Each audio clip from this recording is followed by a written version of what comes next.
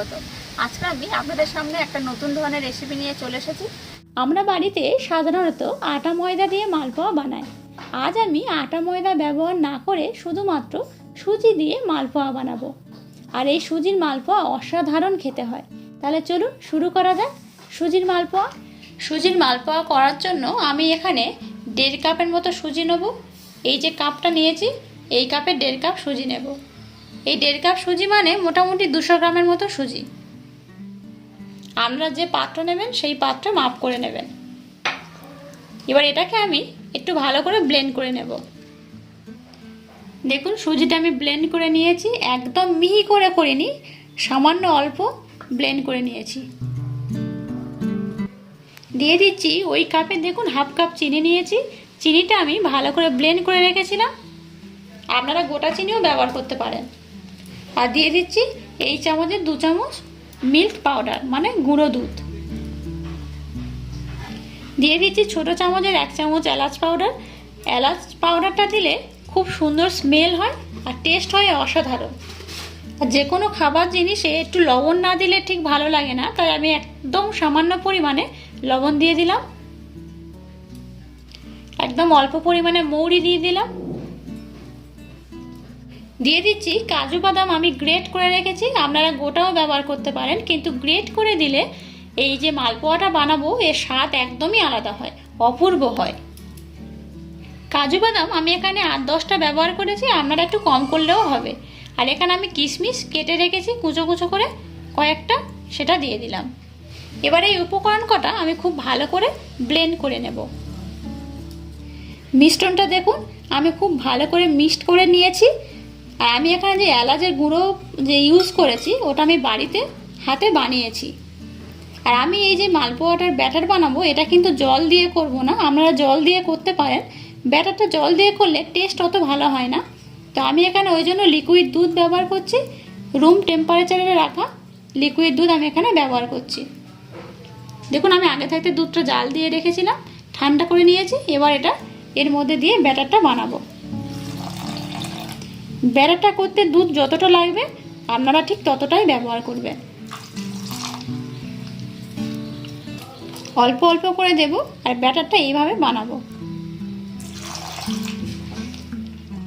ব্যাটারটা দেখুন আমার রেডি হয়ে গেছে, এরকম ঘনত্ব আমি করেছি।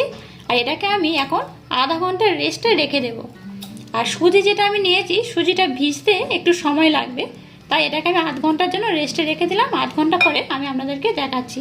ততক্ষণে আমি চিনির শিরাটা করে নেব। চিনির শিরা বানানোর জন্য আমি একটা কড়া বসিয়ে দিয়েছি গ্যাসটা জেলে। এর মধ্যে আমি দিয়ে দিচ্ছি 1 কাপ চিনি। আর এই চিনিতে আমি দিয়ে দিচ্ছি 1.5 কাপের মতো জল।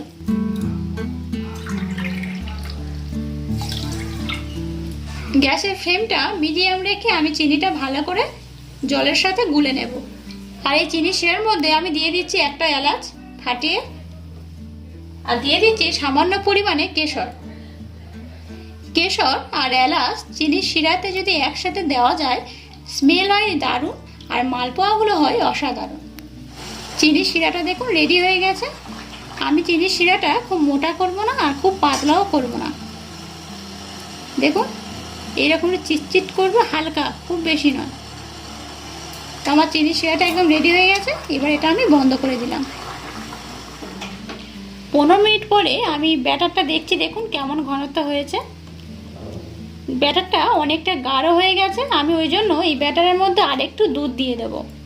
যেহেতু সুজি আমি ব্যবহার করেছি তাই সমস্ত দুধগুলো সুজির মধ্যে তো চলে গেছে, আমি আরেকটু ওই জন্য দুধ দিলাম। দিয়ে এটাকে ভালো করে গুলে আরও 10 মিনিটের জন্য রেস্টে রেখে দেবো। ব্যাটারটা দেখুন কেমন হয়েছে, মোটামুটি ব্যাটারটা আমার রেডি হয়ে গেছে। এবার এর মধ্যে আমি বেকিং পাউডার একটু দিয়ে দিচ্ছি। এটা কিন্তু খাবার সোডা নয়, বেকিং পাউডার, একদম এই চামচের হাফ চামচের কম আমি দিয়ে দিলাম। এবার এর মধ্যে আমি একটু দুধ দিয়ে দেবো সামান্য পরিমাণে। এবার এটাকে আমি খুব ভালো করে মিক্সড করে নেব। বেকিং যে পাউডারটা দিলাম ওটা কিন্তু একদম সবার লাস্টে দিতে হবে, শুরুতে দিলে কিন্তু হবে না।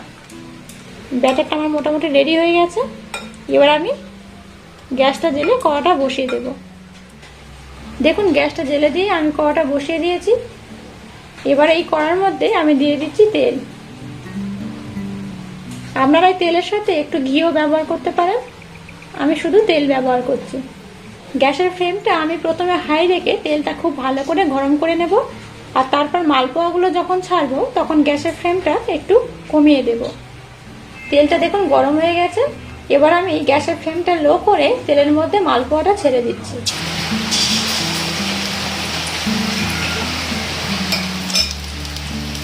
মালপোয়াগুলো আমি একটু ছোট ছোট করব।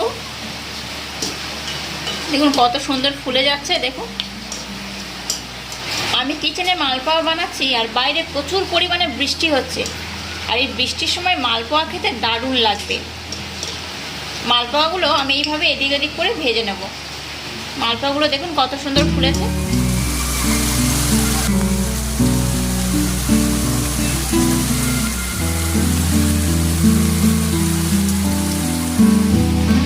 মালপোয়াগুলো কি সুন্দর দেখুন, একটু আমি লাল লাল করে ভেজে নেব।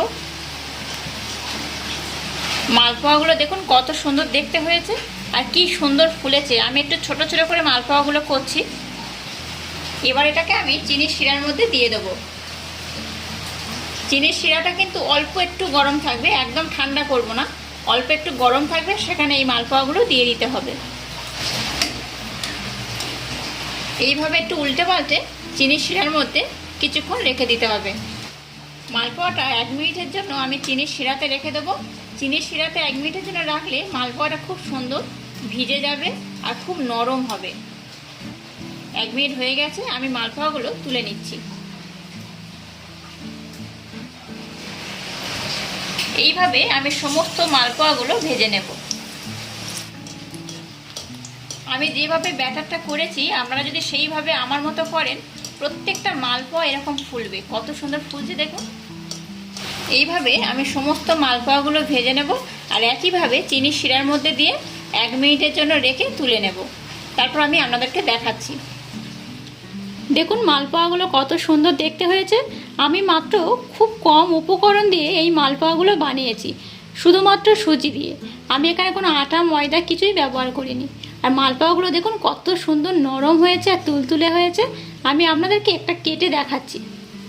এই দেখুন একদম রস ভর্তি ভিতরে, কত সুন্দর দেখতে হয়েছে। দেখুন চিনির শিরাটা দেখুন এর মধ্যে খুব ভালো করে মিশে গেছে, কত সুন্দর দেখতে হয়েছে। আপনারাও বাড়িতে এইভাবে ট্রাই করবেন। আর আমার এই রেসিপিটা যদি আপনাদের ভালো লাগে তাহলে অবশ্যই আমার চ্যানেলকে লাইক, শেয়ার, কমেন্ট এবং সাবস্ক্রাইব করবেন, আর পাশে থাকা বেল আইকনটা প্রেস করে দেবেন। আজ টাটা, আবার দেখা হচ্ছে নতুন কোনো রেসিপি নিয়ে।